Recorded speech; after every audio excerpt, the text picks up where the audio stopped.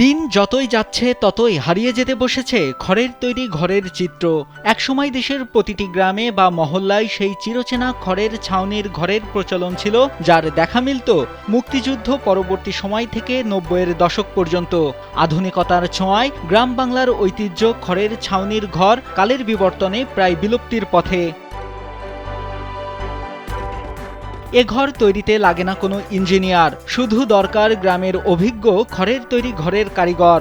ধান কাটার পর ধানের খড়গুলোকে প্রথমে রোদে শুকানোর পর বিশেষ কায়দায় ধানের খড়গুলোকে সাজিয়ে কয়েকটি ধাপ ও বাঁশের মাধ্যমে দুটি ছাউনি তৈরি করা হয়। প্রথমে বাঁশের তৈরি বেড়ার ওপরে সেই সাজানো খড়গুলোকে বিছিয়ে দেওয়া হয়। Introducing High Gloss by Akij Board. বিছানো খড়গুলোর উপরে আবার বাঁশের কয়েকটি অংশ দিয়ে শক্ত করে বাঁধতে হয়, যেন ঝড় বৃষ্টিতে খড়গুলো উড়ে যেতে না পারে।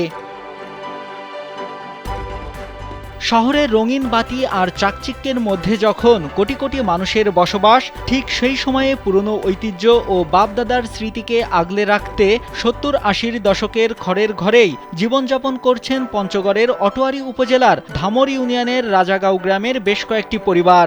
শুধু শোয়ার ঘরই নয়, রান্নাঘর, গোয়ালঘর, এমনকি ধান রাখার গোলাও তারা তৈরি করেছেন খড় দিয়ে।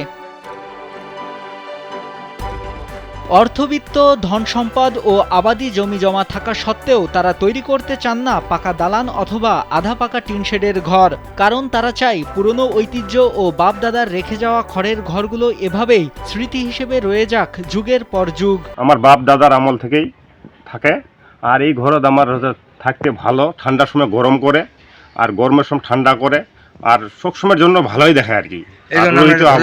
এই জন্য ধরে রাখছি আর কি।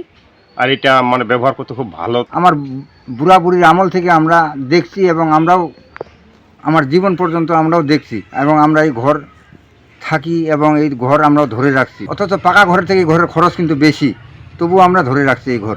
ঘরটার কন্ডিশন আলাদা, কন্ডিশন মানে যেটা এত টাকার মাল আছে ওখানে, ওই ঘরে বহু টাকার মাল আছে। কিন্তু যেমন বাইরের লোকজন আসলে যদি ঢুকে আর কি। খড়ের ছাউনির এসব ঘর বেশ আরামদায়ক। শীতকালে গরম আর গ্রীষ্মকালে ঠান্ডা অনুভূত হয়। বর্ষার সময় বৃষ্টি আসলে খড়ের ঘরে তেমন শব্দ পাওয়া যায় না। খড়ের ঘরের এক মালিক জানান, এই ঘরে প্রায় ৪০ বছর ধরে বসবাস করছে তারা। ৪০ বছর ঘর সংসার করছি। আমার এক শ্বশুরকালের ঘর, এটা তো থাকতে ভালো লাগে। গরমের সময় ঠান্ডা করে, ঠান্ডার সময় গরম করে, এখানে থাকতে অনেক ভালো লাগে। মানুষের আর্থসামাজিক অবস্থার উন্নতির সাথে সাথে জীবনমানেরও উন্নয়ন সাধিত হচ্ছে ঠিকই, কিন্তু মানুষ তার নতুনত্বকে বরণ করতে যেয়ে আজ হারিয়ে যেতে বসেছে গ্রাম বাংলার চিরচেনা ঐতিহ্য এই খড়ের ঘরগুলো, যা হয়তো আর দেখা মিলবে না নতুন প্রজন্মের চোখে। নাইমুল হাসিব, কালবেলা।